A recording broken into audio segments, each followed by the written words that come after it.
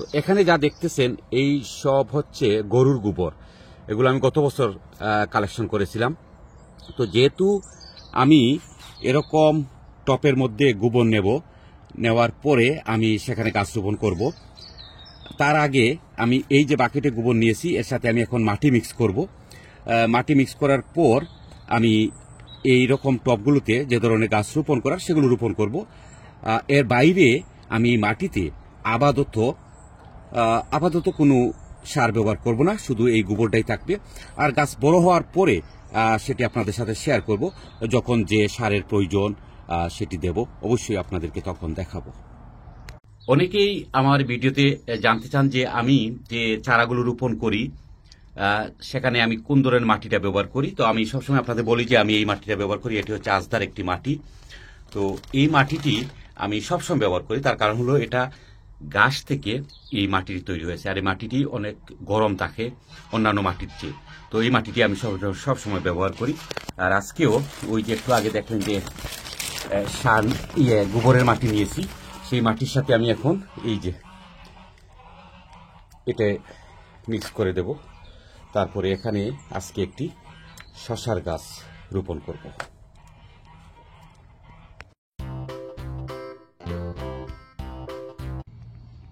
Hello বাগান প্রেমী YouTuber, আপনারা যে যেখান থেকে আজকে আমার ভিডিও দেখছেন আপনাদের সবাইকে বিলেতের বাগান বাড়ি আরেকটি ব্র্যান্ড নিউ ভিডিওতে স্বাগত জানাচ্ছি। আর আজকে হচ্ছে এপ্রিল মাসের 4 তারিখ শুক্রবার।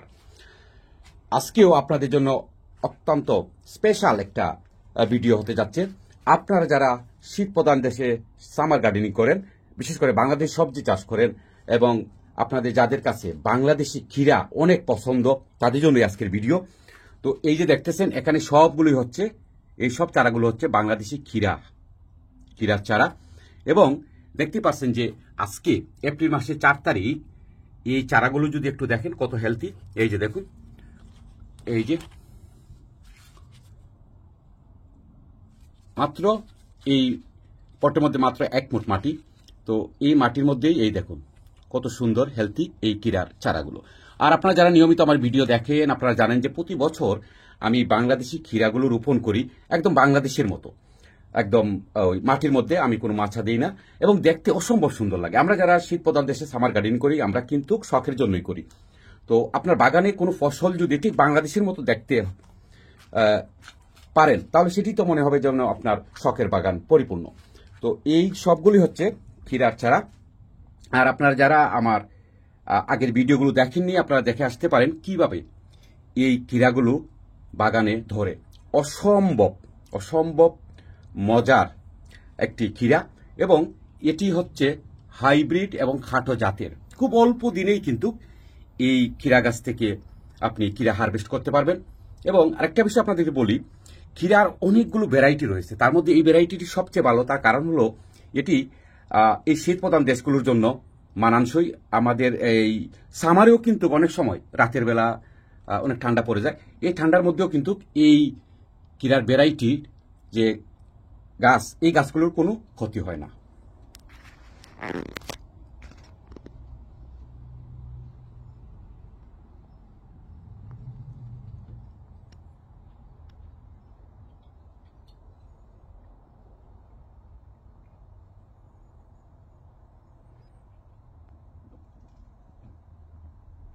আজকে আমি এখান থেকে একটা গাছ আমি ফাইনাল একটা টপে রোপণ করব। একটু আগে যে টপটি আপনারা দেখলেন আমি ফ্রেশ গোবর এবং আমি যে মাটিটা মিক্স করি সবসময় আমার গাছের জন্য, সেই মাটি দিয়েই আমি একটা টপ রেডি করেছি।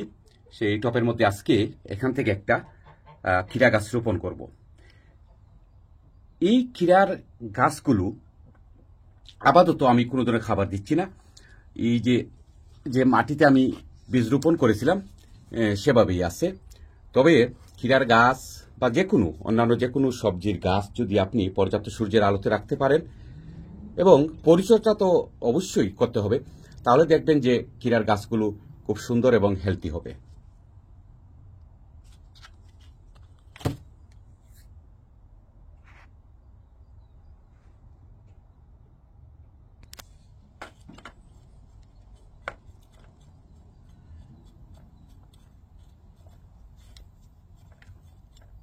আচ্ছা, কেরার গাছ রোপণ করার আগে চলেন একটু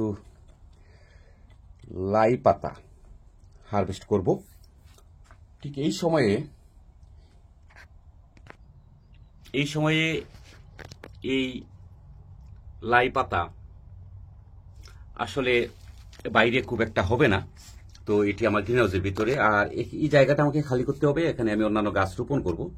তাই আজকে এই পাশ থেকে কিছু লাইয়ের গাছ তুলে নেব, অর্থাৎ পাতা না, লাইয়ের গাছ তুলে নেব যাতে জায়গাটা খালি হয়ে যায়।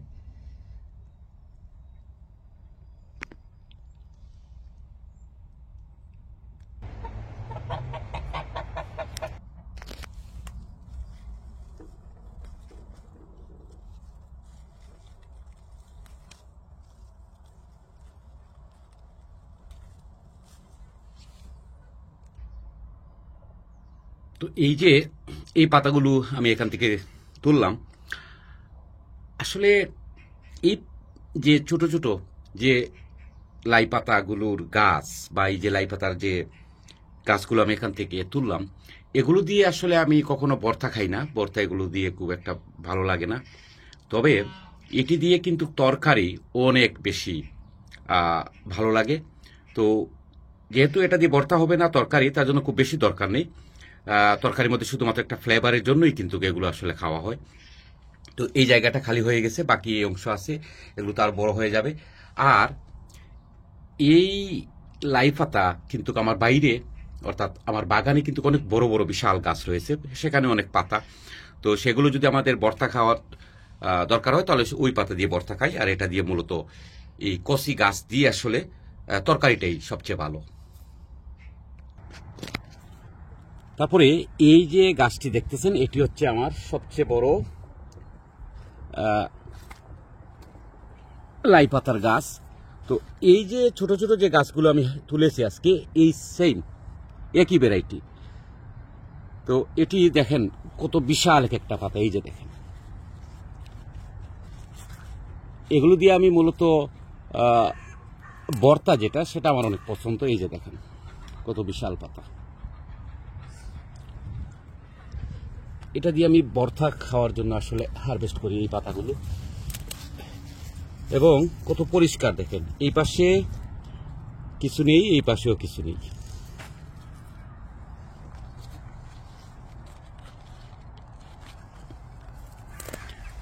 এবং এটি হচ্ছে জাপানিজ একটি ভ্যারাইটি। আর কয়েকদিন পরে আরো বড় একটা পাতা হবে।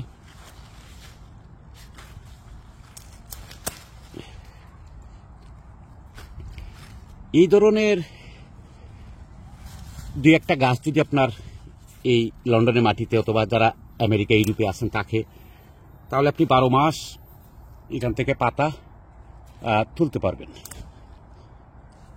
এবং এর ঘ্রাণটা আপনি কি বলবো, অসাধারণ একটা ঘ্রাণ।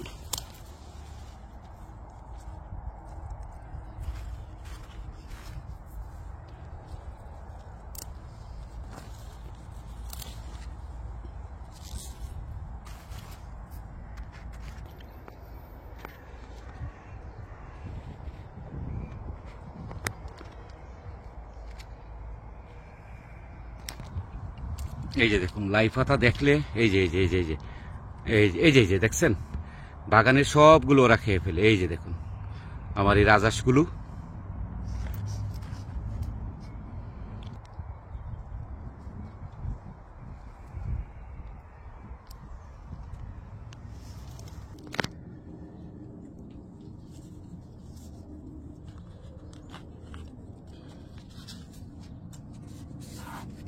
এই গাছটি আজকে রোপণ করব।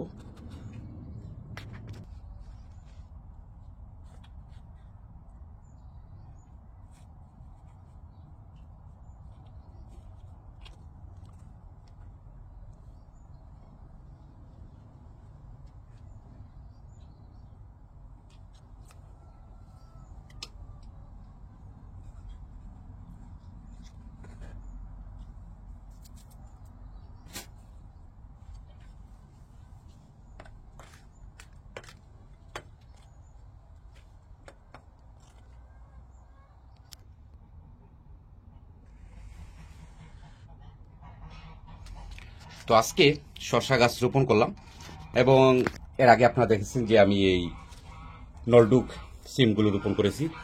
তো এখানে অনেক লম্বা হয়ে গেছে, আমি কয়েকদিনের ভিতরে এটি 1G করব। তো আপনারা যারা শীতপ্রধান দেশে সামার গার্ডেনিং করেন এবং বাংলাদেশি সবজি রোপণ করতে পছন্দ করেন, আপনাদেরকে আমি রেকমেন্ড করব যে অন্তত বাগানে একটা গাছ হলেও এই বাংলাদেশি ক্ষীরা গাছ রোপণ করেন। দেখবেন যে দেখতেও অসম্ভব ভালো লাগবে বাগানে যখন বাংলাদেশি ক্ষীরা ধরবে। আর পাশাপাশি তো আমাদের সবারই কিন্তু এই বাংলাদেশি ক্ষীরাটি অনেক পছন্দর।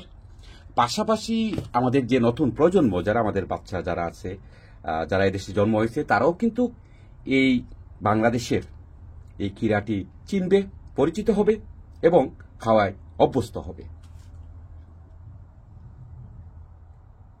আর আপনারা চাইলে অবশ্যই এক ঝলক ঘুরে আসতে পারেন বিলেতের বাগানবাড়ির ইবে শপ থেকে। আর যাদের কাছে এই সুপার হাইব্রিড বাংলাদেশি ক্ষীরা গাছের বীজ রয়েছে, আপনারা আজকেই অর্থাৎ এই মাসের মাঝামাঝি সময়ে যদি রোপণ করেন, তারপরও কিন্তু আপনি আপনার গাছ থেকে ক্ষীরা হারভেস্ট করতে পারবেন, কেননা এটা খুব অল্প দিনে ধরে এবং এগুলো হাইব্রিড। অবশ্য আপনার গাছে আপনার বীজগুলো যদি হাইব্রিড হয় তাহলে আপনি রোপণ করে নিতে পারেন, এখনো অনেক সময় আছে। এবং ক্ষীরা গাছ থেকে ক্ষীরা হারভেস্ট করতে খুব বেশি দিনের সময় দরকার হয় না।